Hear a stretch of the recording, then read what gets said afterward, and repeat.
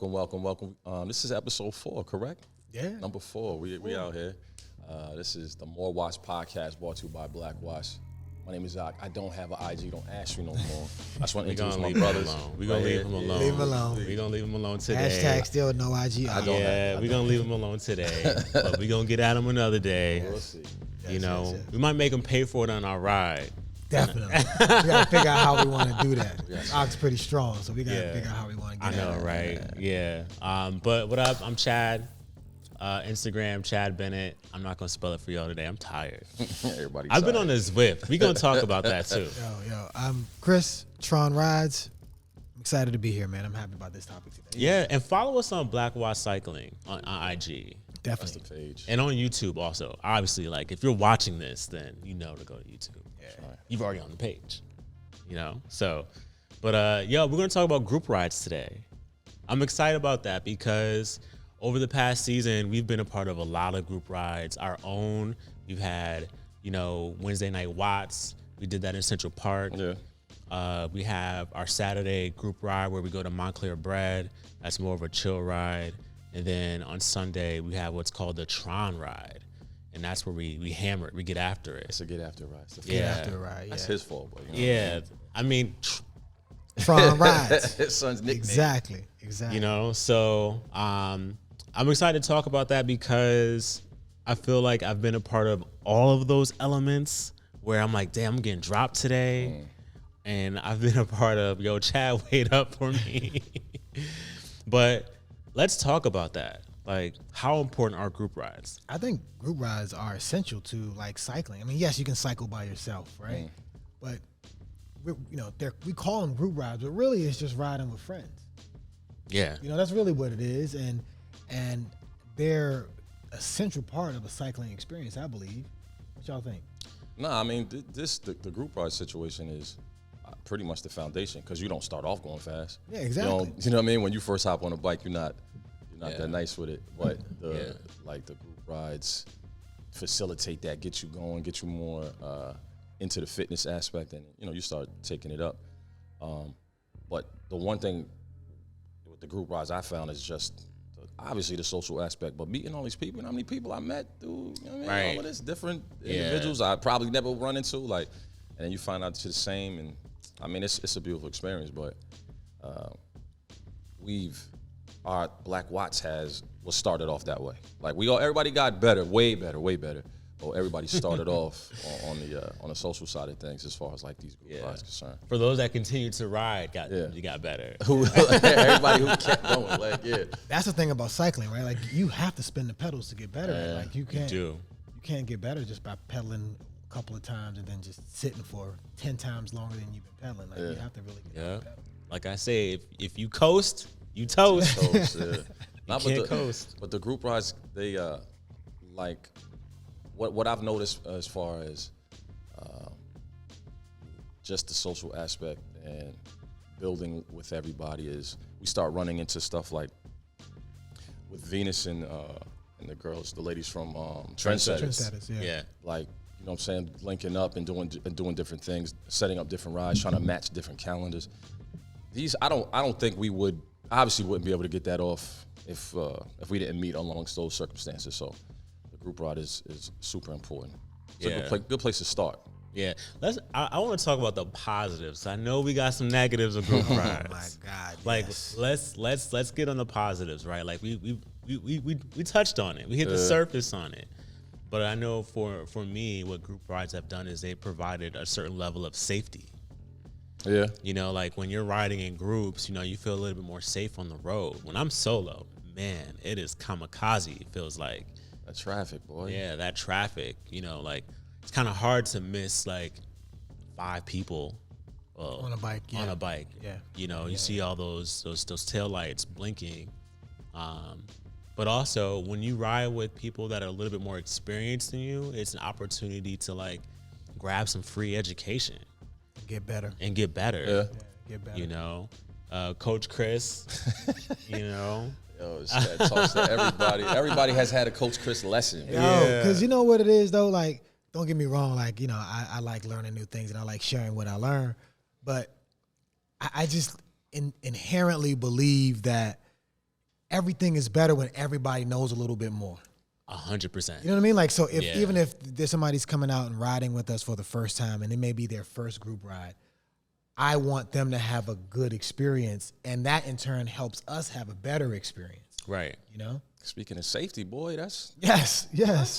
because a lot of we ain't gonna get to the wrong things. But a lot of things can go wrong. A lot of things can go wrong. But the one thing that I appreciate about group rides is when you understand, like, all right, we're gonna go at this pace. You know, we're gonna practice drafting and pace lining. You know, like, then you really start to appreciate cycling a little bit more, because it's like, oh wow, I can really sit back and be the last wheel and still go as fast as the person up front. Yeah. You know, and it's like, okay, I'm getting a little bit of a breather, so I can go longer. And I think that's really dope. And that's what gets me excited, is like, look, if I'm not feeling it today, all right, Chris, I'm gonna sit back, hold me down. Yeah. Because it was already tough for me to get on the bike today. Right. Hold me down. Right. You know, at some point, hopefully I'll feel it and I'll jump to the front and pull my weight, which we'll talk about. Right. But I love the fact that you can nerd out on group rides, right? Like, you know, like that whole notion of like aerodynamics, and, you know, you expel more energy when you're on the front versus you do when you're in the middle versus you do when you're on the back. And it allows you to get some reprieve. And, you know, in the last episode, I did my little Coach Chris segment on cadence. You guys remember that? So it's so important, because when you're in the front, depending upon where you are gearing wise, you could be really putting out a lot of effort. But then when you sit in the middle or near the rear, you can gear down to an easier gear and give your legs a little reprieve by picking up that cadence, right? Yeah, when I'm in the front and I hear that from the ratchet, I'm like, people freewheeling. I'm over here I'm working. Y'all coasting. Come on, man. Y'all coasting, man. That is an annoying sound. Yes, oh my it is. I was like, I gotta work a little harder. I think it's Make different. These mofos pedal. Yeah. I think it's different when in a group ride setting, like just thinking about our bread route. Like we ride through Montclair. Shout out to Montclair Bread and Coffee and Cornbread in Montclair. Those are our spots. And those are camaraderie rides. We just chilling, we talking, whatever. There's still a group ride aspect even when we go to 9W. Yes. Like, so it's a little bit. I think this, when you're talking about this, where you're finding your spot in the peloton or the pace line, like, all right, I can go after it here, relax here, whatever. On the group rides, it's just all chill, but it's still a group ride on 9W, but there's just a whole different dynamic, and I kind of dig that. I don't think we've ever done like let's just do a chill ride on 9W. I don't even think you're allowed to do that? It's not really possible, I don't think. I mean, I don't think it is. If you go out with a beginner group, folks that really haven't ridden before, 9W is a fantastic place to educate, because it's a straight stretch. You have some inclines, you have some downhill segments. Yeah. But it's hard if people aren't legitimate beginners, it's hard, because you have a little bit of everything where you're like, all right, cool.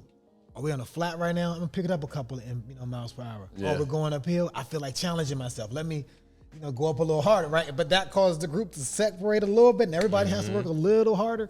Yeah, so 9W is a little more difficult. Yeah, because of the rolling hills, and you really have to understand your gears. Yeah.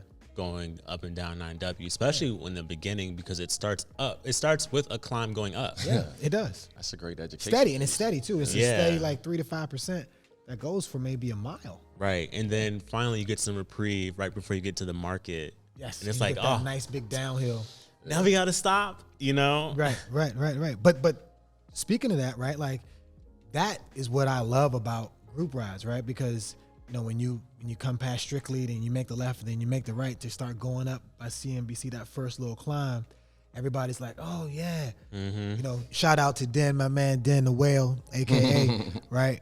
I remember the first time we went out with him, he was like, yo, let's get it. I'm gonna PR this segment, because Strava has all these segments, right? Right. And I'm like, yo, chill, son. Like, this is not what we're doing. Like, we are in front and everyone else is behind us. Smoking. Let us come on up the climb. And then when we got to the top, we hit that plateau. We started going downhill. Folks looked a little shaky, because that downhill you can get 35, 40 miles an hour. Yeah, easily. Yeah. And that's one of the things I love about group rides, because you can go down that hill and you be like, yo, how did you feel? Like, what did you notice? Were you nervous? Here's how you can be more stable. Be in your drops instead of in the hoods, right? Like, don't be afraid to use your brakes a little bit when you're going down, right? Like, all these things I think is what makes it great. Yeah, I love the strategy aspect of cycling. Yes. You know, like thinking about, okay, how do I attack this hill? And we have a coach, right? Like, Shout out to Kate. Shout out to Kate, who just, she placed first in her race this season. First race of the season. She got that lets me know, sidebar, we got the right coach. We got the right coach. We definitely have the right coach. We got the right coach. Yo, and 2 people that she coaches were on the podium with her.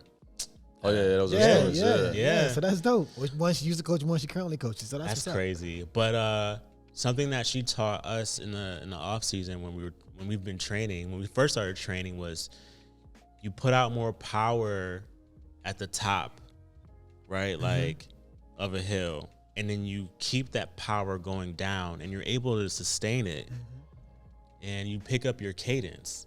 So when you approach the next hill going up, you've already generated enough power or watts to get through the next hill. Yep. You know, without going all out like right, because what happens a lot of times is you attack a hill and then you go down and you feel like that's your reprieve. That's the time to rest. Yeah, that's your time to rest. And you start to coast and you're like, oh shit, there's another hill. I got one more. I'm fucked up. Yes. You know, and that's really not how you approach it. And that's the piece I love about the rides and how you can experience that with other people, because you could literally have someone that's hurting behind you and you could tell them to jump on your back wheel or vice versa, and you could really take them for a ride up the hill and down the hill and then back up again and back up again. But you know, that's what separates like cycling from just bike riding. 100%. Right, like a lot of folks, they get on a bike. It's like, yo, like when I was 12, I'm just riding my bike. Yeah. Right. I'm just coasting right now. I'm chilling. But cycling is really about keeping those legs moving. So when you're describing that downhill, people take some folks some time to understand about this, you know, that concept of inertia, right? Like you want to carry, you know, when you get to the top, you don't want to rest.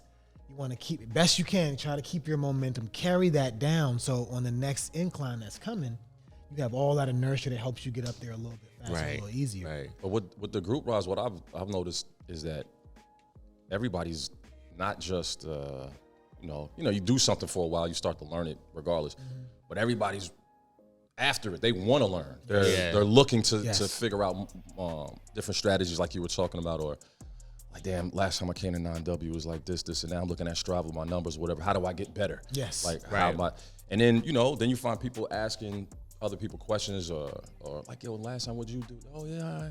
So you find people who know what they're doing, or more experienced, or just putting some time. And it's not necessarily humbling, but nobody, the ego gets tossed out the window real quick, man. Like, see, but what we're describing are our group rides. Like, so we try to foster that community, bro. There's some group rides where they're like, psh, hey, you get a flat, you on your own. You get dropped off the back, you're on your own. You know, like there's some legitimate group rides where it's like the purpose of it is almost like what I would call like a pickup game in basketball, where they're trying to drop you. They're trying to create like a race environment.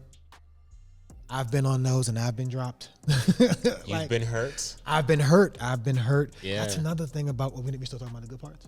Are we done? Because we can go into that. That's some shit. Let's transition. Bro, like, I will never forget when I got hurt. And I was so upset because I was like, you knew from the moment you started, this gentleman started riding, that he didn't know what was going on. Right? Like, so when we were trying to pace line, which means you kind of organize in how we're riding, he's weaving left and right when everybody else is going straight. Right? So that already creates some anxiety. Right, but I'm like, he's in the front, I'm in the back. Maybe I can see him, but nobody said, "Yo, my man, keep your wheels straight." Right. You don't need to wave. If you feel tired, it's all good. Fall to the back. We'll wait for you at the next stop, which is in a quarter mile or whatever. We'll wait for you. You gotta make it. Right, you gotta make. Yo, and then he ended up clipping somebody, right? That fell in front of me. Then I had to take an L. On that. Yeah, that's the thing I hate about group rides is people who like to ride on the inside of your wheel. And so for those who don't know, when you ride on the inside of the wheel, here's your back wheel and here's their front wheel. And one of the number one rules in cycling protect your front wheel. Always. So you hit it, you're down. You're going down. Yes. Another thing that's called half wheeling. You don't want a half wheel. Yeah. So like every time I hear someone and they're on the inside of my wheel, you know, like I'm always like, yo, just relax, back up. Yes. Yeah. Fall back, bro. Fall back. It's easier, and people are always like, yo, I feel like it's supposed to be easy because if you want to work, come on to the front and pull the group. Yep, come on to the front. You don't work hard in the middle of the group because you're getting all the draft effect. Right. Yeah, you feel strong. Right. You feel strong right now, huh? Right. Okay, come get on to the front. Right. If you feel really strong, go ahead and pull us for the next 5 miles. Let's see how you're doing. You know? 5 minutes. Yeah. Right. You'll see how long 5 minutes feel. Yes. But like that's another thing with group rides, right? Like what we're describing is there are some guys who never get on the front. Yeah. They never get on the front. Yeah. For whatever reason, right? They'll have the map, they'll have a computer. They just will not get on the front. They will never get on the front. And I think it's because they get so accustomed to riding in the draft. On the front, it's like you're on a whole different ride. Yeah. You're on a completely different ride because it's like, damn, I'm working twice as hard than I normally have to work. Yeah. There's That's right. You know what I mean? Like it's like a totally different ride. There's this piece with cycling that I think a lot of folks overlook is there's this element of you have to talk. You have to communicate. Say it for the people in the back. Say it for the people in the back. You have to talk. Yes. Oh my God. Yes. It's the same as every sport. Like that's why when it doesn't happen, I'm thinking like, how could we be out here doing this on some shut up? Nobody's saying how. I don't get that. Like far. you have to talk, and that's the thing that like grinds my gears. For lack of a better term. Pun intended is, you know, like people are just riding, and it's like, yo, you saw this big ass pothole. You said nothing. You said absolutely nothing. Like, yes, sometimes these things come up on you real quick, but everything on the ground, you are not saying a word. Maybe that is, like you were saying, depends on the group. I know we definitely do it. When we went to, I was surprised, not surprised, but pleasantly surprised when we were in Florida, in Miami, to pedal with the pros, and it was groups from all over. Obviously, people don't, you know, we didn't know each other or whatever. But the vibe that everybody was calling out everything, Yes. Either potholes, like places where the road elevation might have changed and it was a lip or something like. Everybody's calling everything out. So sewers, everything. Yeah. So it was that. I mean, that's obviously a good aspect. But whether you're running locally or especially when we do 9W, sometimes you'll find yourself coming back by yourself. Yes. Meaning without your team, without the people you came with. So now you know, but there's so many people out there, you might jump on a train with somebody else. Yeah. Like, and then that's a little sketchy because you have no idea what they're gonna do. You know what I mean? Right. So every wheel isn't a good wheel. Yeah, that's right. And I found that out the hard way. That's really true. It's so funny we talk about Miami and group rides where you have several different clubs that were like on this one ride. Half the folks only knew each other via social media. Yep. Yeah. But we all spoke that one language. Yeah. And we were all hammering it at one point. And I remember in the second half of that ride, we had to be doing like 28. Yeah. 28 miles an hour. Collins, the Miami, whatever, before Biscayne. We had to be. And I felt so comfortable in the middle of that pack. I was scared though, because if something were to go down, CJ was behind me and Dante. You're like, yo, don't mess up their seasons for next season. But it wouldn't have been your fault, though, right? It wouldn't have been my fault, but I don't want CJ or Dante to land on me. You know, right. That's a lot of weight right there. Yeah. You know, but I felt really comfortable because everyone was calling things out, and there's that level of communication that was understood. You know, so like when you get into these group rides, you have to communicate. You have to talk. Those introverted folks that cycle. Sorry. That's me. I got the tell. But Aka's probably the least talkative out of us three. But you know when I go like this. Yes, but he uses but that's the etiquette, right? Like that common language which you're speaking about is the etiquette of a group ride. So it doesn't matter where you are. It's like sign language, right? Like so even if you aren't a verbal person, like literally there are mad hand signals that you can use. And even if you don't know what the quote unquote proper hand signal is, if something is down in front of you and to the right, just point down to the right. Right? Like, you know what I mean? Like, it's not that hard. Yeah. Right? Yeah. Like you could literally say, hey, person coming towards us. Yes. At least we'll be on the lookout. Everyone else will relay that message back. Right. That's in the train. Yeah, that's super important. I'll never forget my first group ride. It's with this other club. This was maybe like 3-4 years ago before I like really got into cycling. I had on like basketball shorts. Under my shorts, I had on the chamois tights. I had SPD like mountain bike clip-ins at the time. I had a gravel bike. Had no clue. I just knew I had these things all over the place with it. All over the place with it. Yes. And then I'm on this bike ride with a bunch of guys that have been cycling for a very long time. And I was very nervous. We ended up doing 30 miles that day, but they dropped me. Of course. But in the midst of them dropping me, I got this education piece where it's like, where's your bike computer? What you mean? I Excuse got my me, sir? phone. Like, Right, I got the little quad lock joint. right, exactly. Clip. Which was destroying my battery. Right. But it was almost like you don't got no bike computer. It was almost like bike shaming me a little bit. I don't know if it was intentional. Bike tech shaming. Yeah. Yes. But at the time I was like, I'm not spending $300 on a bike computer, so that's not happening. But them dropping me and not knowing where I was going was like one of the things that turned me away from cycling for a little bit. And at that time, I said to myself, I'll never go on another one of these group rides with them. I'm not riding with you anymore. Yeah, and I'm going to be intentional about the people I ride with so this doesn't happen again. Yeah. You know what I'm saying? That's a tough one. You come across that, or at least I came across that on both sides. Like when you first start out, obviously, I think y'all drop me. What? If I'm not, no, not like that. Right, like, I mean, we don't really drop. No, nobody. not in a group setting. I mean, like, you know, when we first started, Chad and Rick was always like, yo, come on, 20. In my head, 20 miles was goofy, so it was like, whatever. Yeah. So we go out on one of the first rides, and that first initial education piece was like, oh, this shit is kind of hard. Like, you know what I mean? So, but on that side, and also on the other side where somebody's riding with us, and it's just like, you know, I don't want to get dropped, or they express like, hey, I can't really get after it like that. And I understand, like, damn, that happened to me, so we stay back and lean back with them. Right. So, I mean, getting dropped is a bad thing, but it's going to happen. Yeah, it's always just at the degree of what it happens. Yeah. You know what I'm saying? Like getting dropped and like still being able to see the group is one thing. But getting dropped and you're lost and you don't know where you are and you don't have anyone's contact information is a completely different story. Which tells me that's why old boy was like, you don't have a computer? Because we about to leave you. Yeah. You had that computer, you would have the map. You know now it makes sense why he was telling me to get a computer. You know what I'm saying? So like, yeah, we prevent that on our group rides. We absolutely do. Dropping people. But there is but you know what?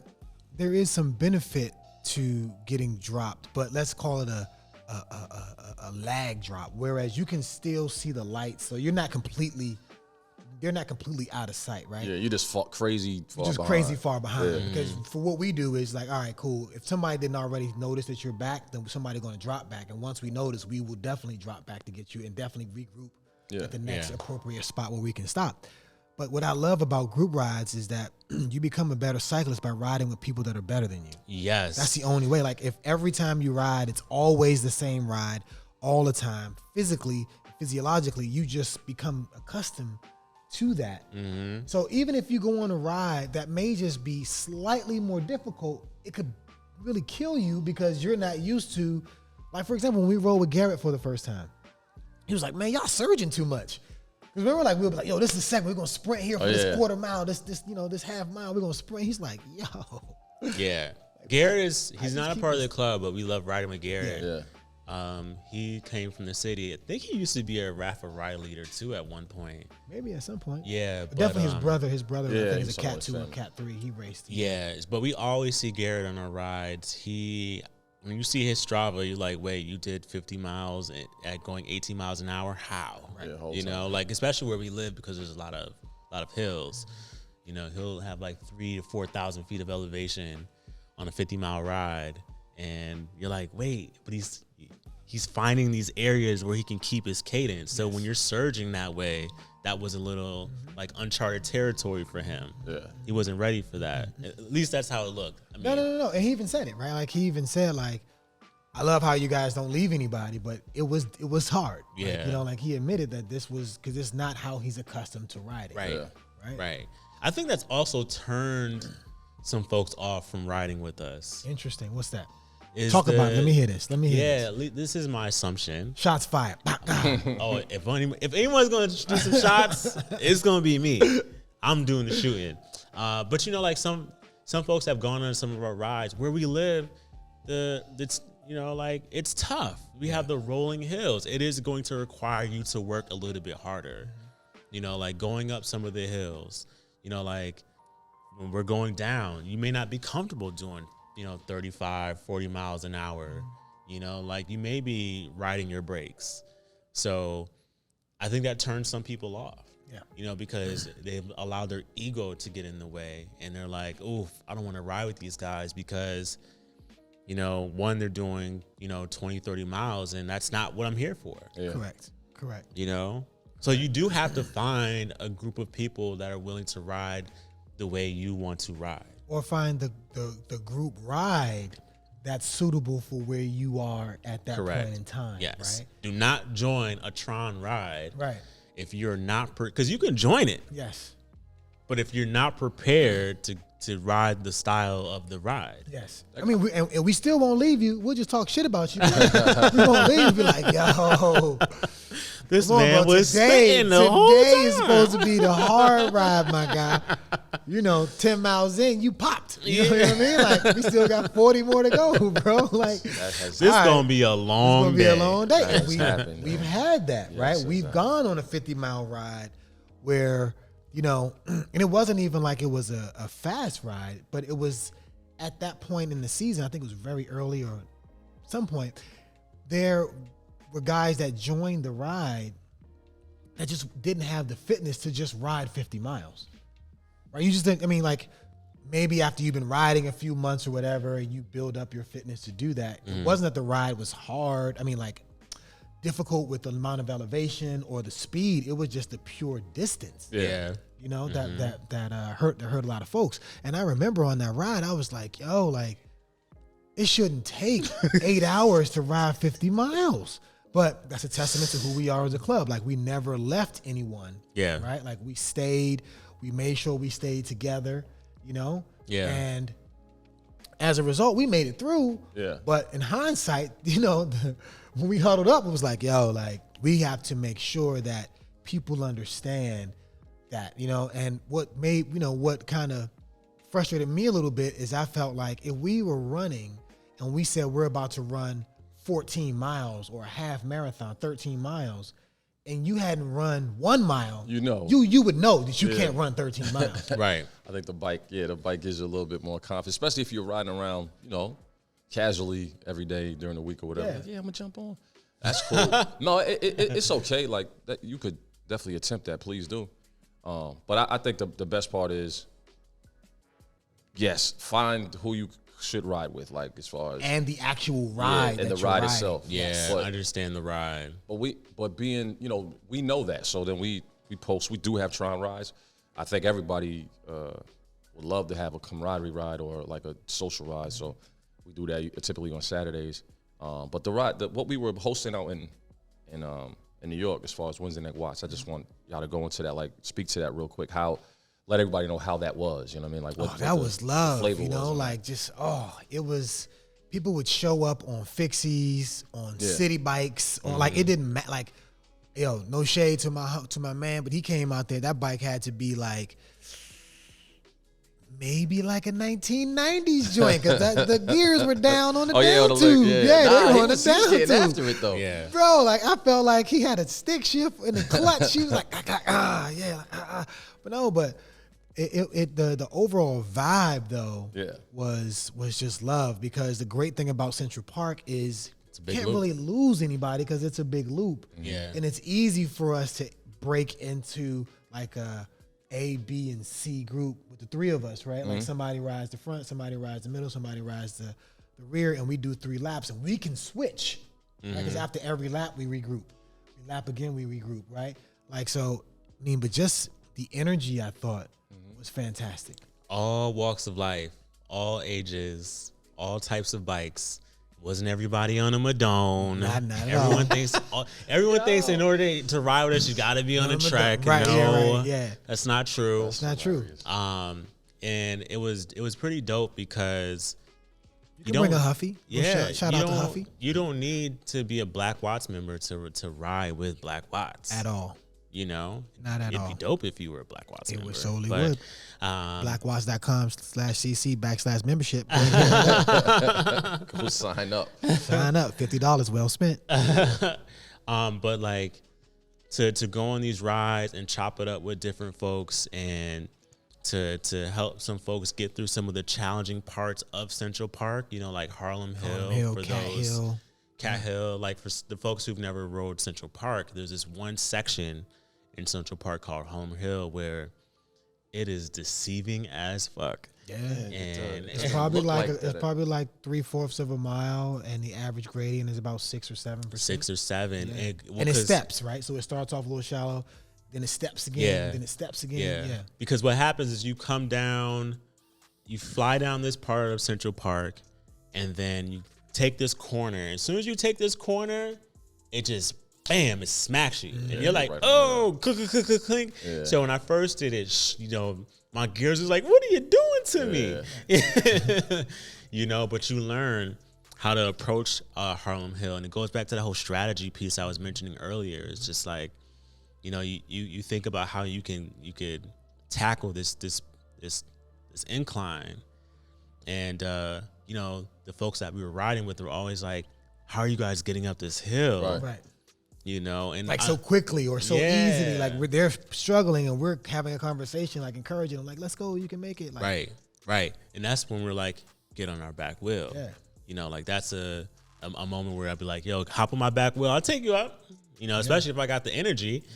Yeah. But like talking through that with someone who has just probably never truly shifted their gears down to get up that hill and to see them go like, click, click, click. right. That exhale moment, right? Because I found this more with the guys that rode with us than the women.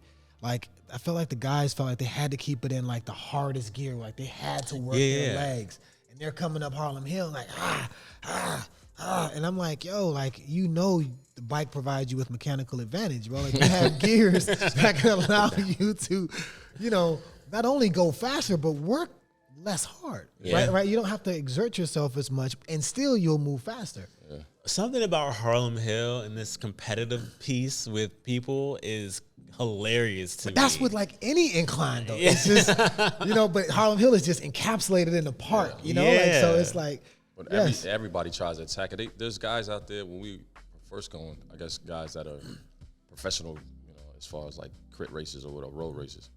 We're just doing Harlem Hill as a cycle. Like, I'm just gonna go up, come back down. There's a place in and all over Central Park. Obviously, it's a 6 mile loop, but there's cut throughs. Yeah, little cut throughs. Little cut throughs. So you could do Harlem Hill, come back up, and then cut through and go right back to it again. I mean, amazing practice and all that. But AKA hill repeats. Yeah, a little crazy. Man. Yeah. There's some folks that were not part of Wednesday Night Watts that saw how we were riding and have like said, hey, are you guys here every Wednesday? We're like, yes, we are. Yep. Or they're like, just jump in and start riding with us. Yes. And we'll literally ride our wheel. And I'm like, yo, who is this guy behind me? Can we talk about that for a second, sidebar? Like, there is an etiquette, right? Because you have to let somebody know, if you're not with the group, you have to let them know that you're behind them, because the person in the front is but they are responsible for you, right? Like, we're talking about pointing out things and talking. If you're behind me and I don't know, right, like, how can I make sure that you're going to be safe? Right. If I break, and I don't know you're back there. Right. We have an unnecessary collision. Yeah. Potentially. Yeah. That's actually how I cracked my first. Yo, that is. You want to say that, man? Yo. Yeah, that was. Oh, marriage, baby. Listen, man, we got to make sure we play that like the crying noise on this part, bro. Like that was tough. That's exactly how I lost my. Because we were all like, "Yo, what happened to Chad?" Like, where's Chad? Yo, where's Chad? Like, it was mad long. Remember, we were like, yo, we started riding back to find him. Here he come, hands scraped up, looking disheveled. Like, yo, man, I crashed. Like, how you crashed? Yeah. We know there was that. Cause remember, there was that woman who was like mad sketchy. She's like, oh my god, people are riding to us. Oh my gosh, she took her feet off. Yeah, she took her feet out. off the pedals. Yeah. It was on the bridge, so just for everybody, it was on the Cuomo Bridge, or the Tappan Zee, whatever. Tappan Zee. And on the way back, there's bike lanes, but it's to and fro. So she was coming at us and took her hands off the wheel and threw her legs out across the lanes or whatever. So next thing we know, Chad walking back. We really thought Lady got him. Yes. Like, Man, I ducked her. I ducked her and thought I was good. But there's this piece when you're coming down like off the bridge where it kind of curves. And the speed picks up a little weird at that point. So I didn't realize how close I was to the little guardrail. Yeah, so that's I what it was. braked. I braked, and another club member behind us, who I didn't know was behind me on his steel frame. Bam. Yes. And he's got to be like 210, 215. Probably. He probably was 225. So if you look on our IG, Black Watch Cycling, and you see there used to be a Madone I used to ride. I no longer have that. Chris also has, and I don't ride it anymore. That's why. Yeah. So for those with carbon frames, please take care of your bike. Take care of your bikes. Take care of your bikes. And like that is more reason why you should be communicating for your safety and for the cost of your bike. Because the way the bike shortage is happening these days, you may not see another bike, especially your frame, ever. Word, like it could be 2024. Before Straight up. Yeah, it's not a pair of sneakers, bro. You It don't want to is. just toss some shit to the side. Yeah, bike's get another one. Bike's not on StockX, so you definitely have to take care of it. But all these things are all the dynamics in a group ride. Yeah. Right, like communicating verbally with hand signals, understanding the type of ride you are joining, and being honest with yourself in terms of where your fitness is. Right, like, because there are some people. Let me pause on that one for a second. There are people who will say, I can't ride with y'all because I'm not in shape enough, or I got to practice before I ride with you. We're like, no, you can ride with us. You can ride with anyone if you are picking the right ride. Right. Just choose the correct group ride. Like, we have beginner rides, beginner/intermediate rides. We have intermediate/advanced rides, and we just have advanced rides. Like, we have rides for everyone. And I'm pretty sure other clubs of course have the same things. And if you feel like, yo, you want to put a beer in your bottle cage, yo, and a speaker in the other one, there are straight out clubs that have just social rides. Yep. It's socializing on a bicycle. Yeah. Like, so you just have to make sure you choose the correct ride based on what you're looking to get. Yes, and like going back to communication, communicate if you got asthma, communicate if your knee hurts, communicate if you have heart trouble, communicate if you've had back surgery. Yes. Like communicate these things, but also communicate if you just want to get better. Hey y'all, I want to join this Tron ride. I'm trying to get better. Right. At least we know. We will know, right? Yep. So we'll know, like, all right, cool, sit in here. All right, let's push. Yeah. All right, sit in here. How you feeling? We'll check in with you to see what's going on. Because you could join a Tron ride, but we going to push you. Yes. That's the ride. intention to be pushed. Everybody on that ride is pushing Everybody is pushing themselves. Yeah. That is, your heart rate will be up. You will be at VO2 max, which I know Chris will talk about at some point. At some point. We'll go through the energy systems. Yes. Thresholds. Yes. But I think it's actually time, segueing it's time for Coach Chris. Yes, and today on my segment, we will talk about bike fits. Getting fit for a bike is like getting a tailored or a custom suit for the gentlemen, or for the ladies, like getting a custom or tailored gown. Just because you buy a bicycle doesn't mean that it is sized for you appropriately, right? So you need, right, because we're all different. Like, we have different femur lengths, we have different forearm lengths, right? We have different length torsos, so we can be the same height. Like, Chad and I are the exact same height, right? And Chad? weight. Right? Yeah. But we fit on a bike completely differently. Way different. Like, you see my setup and you see Chad's setup, you think I'm mad taller than Chad, but it's not. It's just where our body proportions are and how we interact with the bicycle that help us understand what we need to do to have the most comfortable ride, right? So if you're pushing yourself, you can differentiate between pushing your body in terms of your muscles, you know, your cardiovascular system versus feeling like my back hurts, my shoulders hurt, my neck hurts, my knees hurt, right? Like all these things, and you have various hot spots on the saddle which are wildly uncomfortable. So I would recommend that getting a professional bike fit.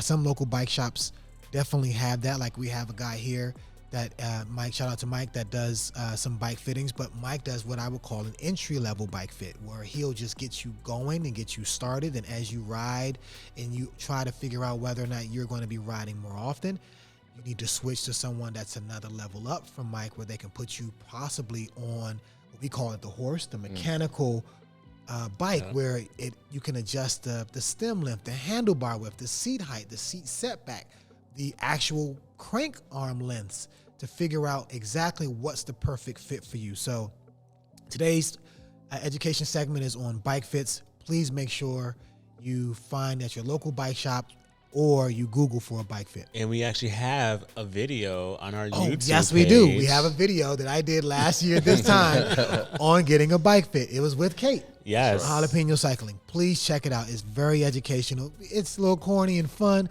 but it's highly educational. All the things that are spoken about. We talk about like posture. We talk about reach. We talk about offset. There's a number of things that we cover there. So please make sure you check it out. And that is education segment. Coach Chris. But really interesting about getting a bike fit is like if you have an improper fitting, it affects your fitness, like your performance, everything. You know, like if you're like this, shoulders all your tight. Shoulders, your back, even your breathing. Yes, your changes. lungs aren't open enough for you to breathe in and out air, which is essential in anything fitness. Yes. Now you're telling your wife your back hurts. Your back hurts. You funny and Yeah. all. Right. Like, why is your back hurting? Yeah. You shouldn't be riding that bike. Right. Right. But like a lot of people have saddle pain.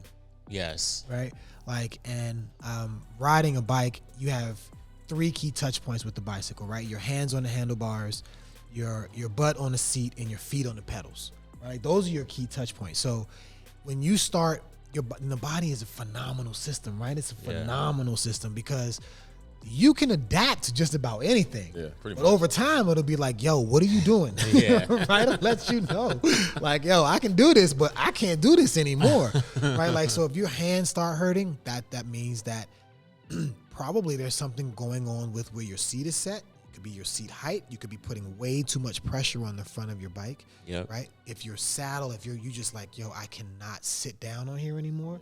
Same situation. Yeah. Any tingling feelings in your pinkies. Wrong. Getting quote unquote hot foot. All of that is all of that is wrong. It Or should be for men and women, you know, like your genitals. If you Yes. start to feel some funniness down there, yes, like yes, it's definitely all down in your undercarriage. Yeah, Yes. like all of those things are because of you have not had a proper bike fitting. Proper bike fit. And with that proper bike fit, especially women, like you definitely want to protect those female lady parts. There are saddles that are made just with you guys in mind to reduce pressure on those areas. So you should definitely be asking those questions around that. And also, you don't just get one bike fitting Yes. and call it a day. No, you do not. Like you, Especially once if you like you first start off. I know Chris was talking about when we first started. I was like, bike fit, whatever. Got that one. That one that you get in the beginning. And then if you run for some months, get better. Your You start fitness gets clocking those better. miles, yeah. like how many bike fittings have you had I just, in the past 2 years? This is official joints, 2 official joints, but this is my 4th I just did. right. Day, like, Yo, I've had like 8. I've You know got what I'm about saying? like 5 or 6. Yes. it's necessary. You know, man. and one thing that I didn't even think about as I started to, take cycling more serious was as you start to lose weight, you definitely have to get another bike fitting. Because everything has changed. Yes, everything has changed. You know, like I was 200 pounds when we first started like taking it seriously. Had the little, and that it restricted me from my flexibility. Yes. And so now that I've lost weight and I still got a little, got a little but something. but now I have more flexibility and now my positioning is different. And so what may have caused me pain and I fixed with the bike fitting, now that I've lost the weight, something else may need to be adjusted on the bike.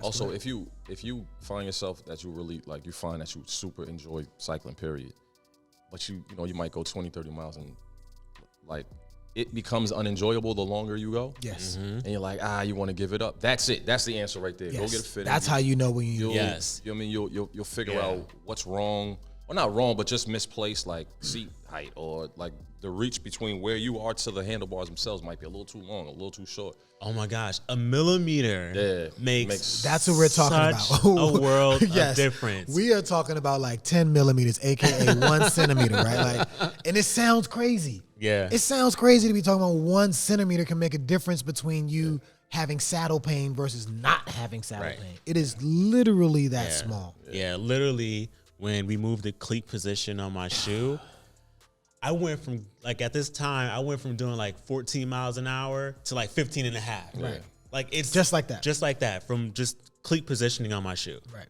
Like, that's how real it is. It'll keep it enjoyable for you so you can keep going. Yeah. You don't really want to quit. And I hate to say this, everybody, but you cannot do it yourself.